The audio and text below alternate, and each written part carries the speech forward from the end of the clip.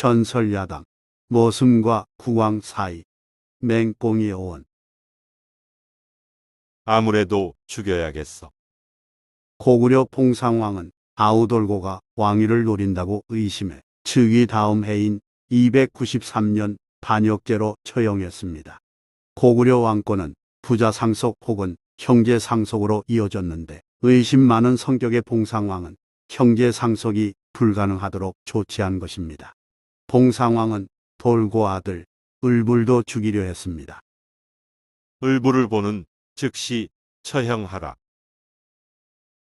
위기를 느낀 을불은 재빨리 다른 마을로 도망쳐서 몸을 감췄습니다.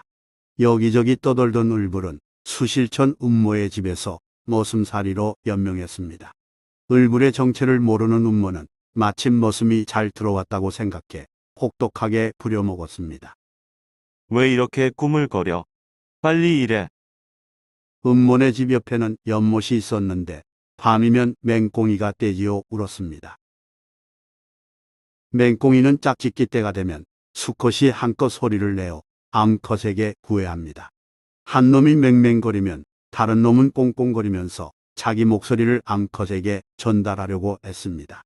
그러다 한 놈이 맹에서 꽁으로 소리를 바꾸면 다른 놈은 꽁에서 맹으로 소리를 바꿉니다. 이런 소리가 사람의 귀에는 한꺼번에 맹꽁맹꽁으로 들리기에 이들을 가리켜 맹꽁이라고 부르게 됐습니다. 맹꽁이들 때문에 잠을 이루기 힘드니 내가 계속 돌을 던져서 울지 못하게 해.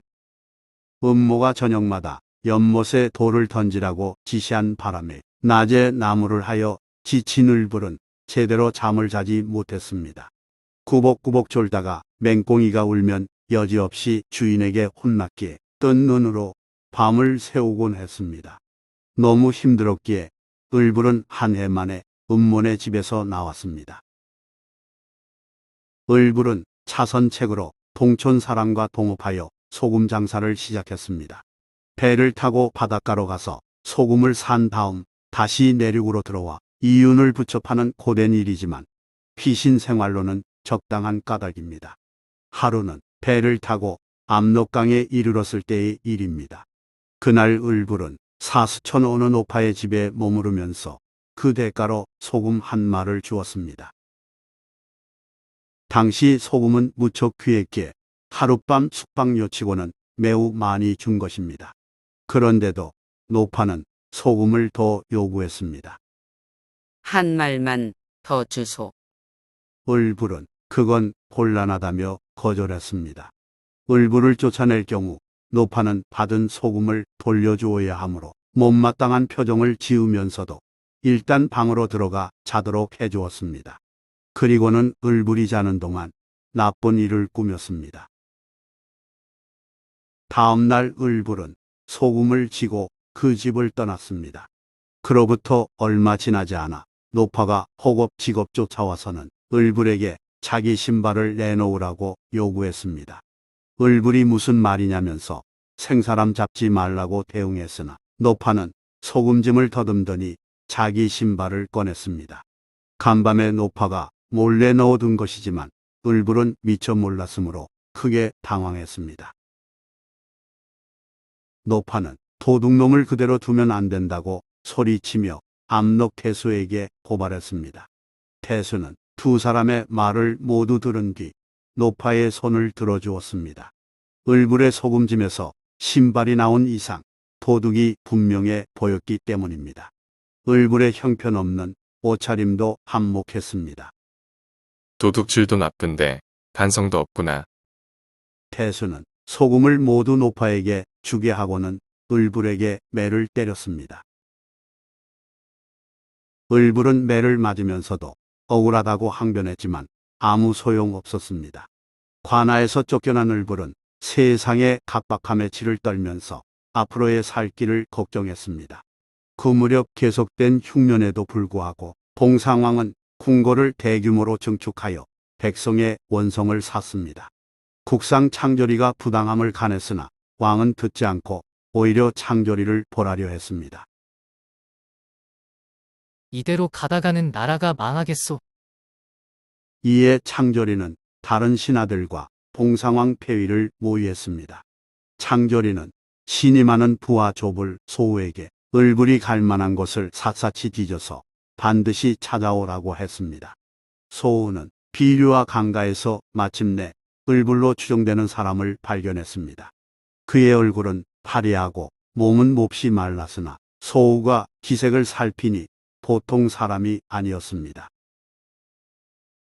때는 서기 300년 을불이 탈출하고 어느덧 7년 세월이 흐른 뒤라 마르게 성장한 을불의 얼굴을 제대로 알기 어려운 상황이었습니다.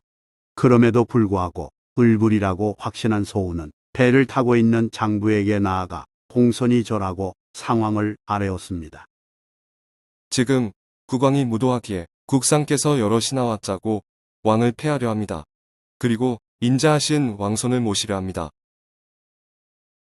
항상 봉상왕이 보낸 추적대를 염려하며 조심해온 을불은 그 말을 믿지 못해 자신은 촌사람이지 왕손이 아니라고 말했습니다. 그렇지만 소우는 거듭 고개를 조아리며 공손한 말투로 재차 아뢰었습니다. 왕은 인심을 잃은 지 오래이므로 계속 왕위에 있을 수 없습니다. 소우를 비롯한 일행이 여러 차례에 걸쳐 간청하자 을불은 비로소 의심을 풀고 받아들였습니다. 창조리는 매우 기뻐하며 을불을 어느 집에 모셔두었습니다. 그해 9월 봉상왕이 사냥을 나갔을 때 결단을 내린 창조리는 여러 사람에게 이렇게 말했습니다. 나와 뜻을 같이 하는 자는 갈대잎을 모자 위에 꽂으시오. 신하들 모두가 그대로 따르자 창조리는 왕을 패하고 군사를 동원해 에워쌌습니다. 봉상왕은 사태를 돌이킬 수 없음을 깨닫고 두 아들과 함께 자살했습니다. 이후 을불은 신하들 추대로 고구려 제15대 군주가 됐으니 바로 미천왕입니다. 미천왕 즉위 후 소문을 통해 한때 모슴의 정체가 왕손이었음을 알게 된 수실촌 음모는 벌벌 떨었고 천한 사람도 출세할 수 있다는 비유로 모슴 살던 사람도 왕이 된다. 라는 속담이 생겼습니다. 한편 미천왕은 사치나 방탕과는 담을 쌓고 검소하게 지냈습니다. 백성의 삶을 직접 체험했기에 안으로 어진 정치를 펼쳤으며 밖으로는 국토 확장에 힘썼습니다.